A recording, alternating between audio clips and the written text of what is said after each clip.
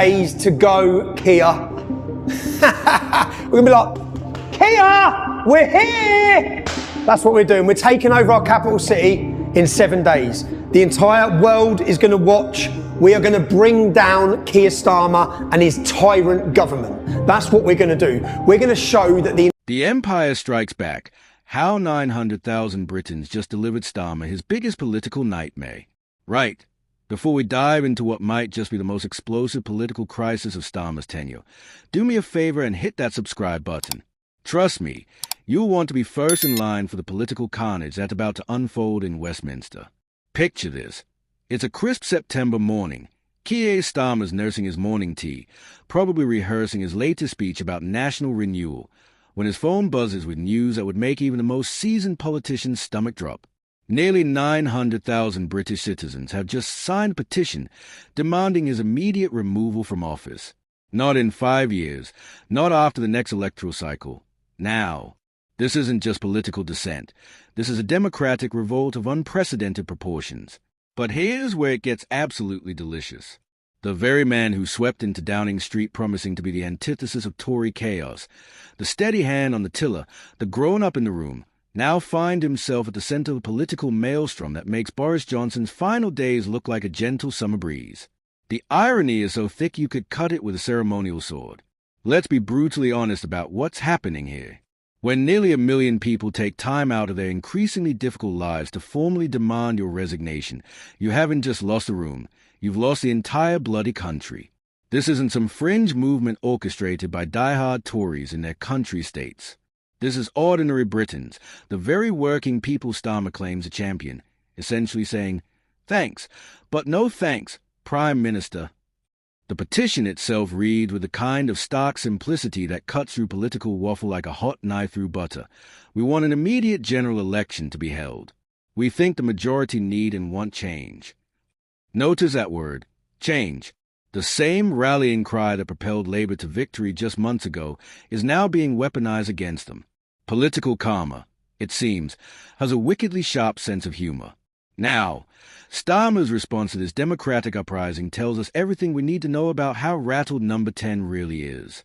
Instead of addressing the concerns head-on, we get the usual Westminster word salad about mandates and 5 terms. This government was elected on a mandate of change, they declare, seemingly oblivious to the fact that 900,000 people are essentially saying that mandate has expired faster than milk left out in the summer sun. But wait, it gets better. The government's official response reads like it was crafted by someone who's never actually met a real voter. They are talking about unprecedented challenges and crumbling public services as if they'd just discovered these problems existed, rather than having spent the last decade in opposition promising to fix exactly these issues. It's like watching someone blame the weather for not bringing an umbrella when they've had the forecast for years. And speaking of forecasts, let's talk about Rachel Reeves, shall we? The Chancellor who was supposed to be Labour's economic mastermind, their answer to responsible fiscal management. Instead, she's become the political equivalent of a bull in a china shop, wielding tax increases like a medieval mace. National insurance hikes, business tax bombardments, and the kind of economic policies that make even hardened Labour supporters wince. When your own Chancellor is generating more opposition than support, you know you're in serious trouble. The November budget looms like a political guillotine, with speculation running wild about what fresh economic medicine Reeves plans to administer to an already ailing patient.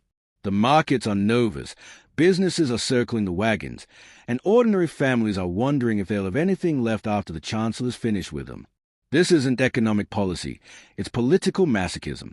But here's where the story takes a truly fascinating turn. Enter Nigel Farage, stage right, like a political phoenix rising from the ashes of Brexit to survey the wreckage of Starmer's administration. At Reform UK's Birmingham conference, Farage didn't just smell blood in the water, he practically ordered champagne to celebrate it. "We're about to witness a big rift in the Labour Party," he declared, with a kind of gleeful anticipation usually reserved for Christmas morning. And honestly, who can blame him? When you've got Angela Rayner's resignation creating aftershocks through the Labour hierarchy, when your core support is hemorrhaging faster than a punctured water main, when Reform UK is showing clear leads in opinion polls, well, let's just say Farage has every reason to be optimistic about his political prospects.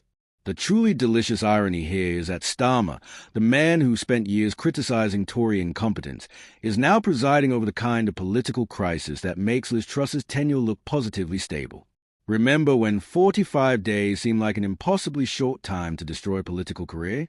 Starmer's managed to achieve similar levels of unpopularity in just months, and has not even had the decency to resign yet. What we're witnessing isn't just political opposition. It's a fundamental rejection of Labour's entire approach to governance. When your response to legitimate democratic concerns is to lecture people about constitutional processes in parliamentary terms, you've already lost the argument. The British people aren't interested in civics lessons from politicians who seem increasingly detached from reality. The government's insistence that they are delivering a decade of national renewal rings particularly hollow when you can't even manage a year without facing the largest petition for your removal in recent political history. It's like promising to renovate someone's house while accidentally burning down the kitchen. Technically, you're creating change, but it's not exactly what anyone had in mind. And let's not forget the delicious detail about the House of Commons Petitions Committee being required to consider any petition with over 100,000 signatures. At nearly 900,000 signatures, this isn't just crossing a threshold, it's obliterating it. This petition has more support than most MPs receive in their constituencies. If this were a general election, Starmer would be packing his bags faster than you could say political landslide. But perhaps the most telling aspect of this entire crisis is Starmer's apparent surprise at finding himself in this position. This is a man who built his political career on being prepared, on having answers, on projecting competence. Yet faced with the biggest challenge of his premiership, his response has been to essentially ignore the problem and hope it goes away. That's not leadership, that's political ostrich syndrome. The reshuffled cabinet meetings, the talk of patriotic duty, the desperate attempt to frame opposition as somehow unpatriotic, it all reeks of a government that knows it's in serious trouble but has no idea how to fix it. When your primary strategy is to question the patriotism of people exercising their democratic rights, you've officially run out of actual arguments.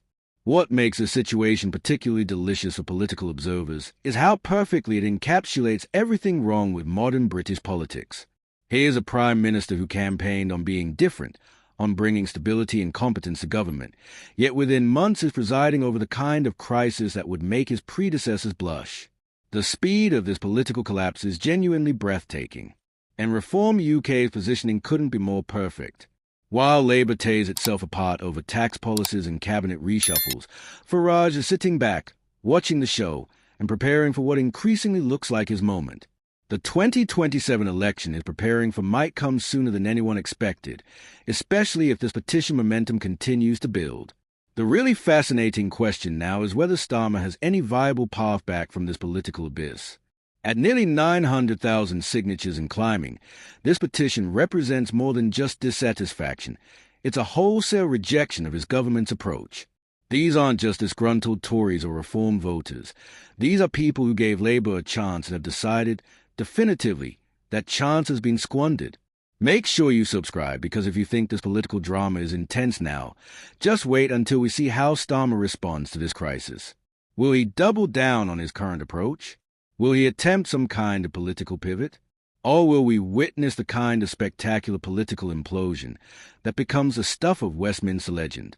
The next few weeks are going to be absolutely unmissable, and you'll want to be right here with UK Connors for every twist and turn of this extraordinary political collapse.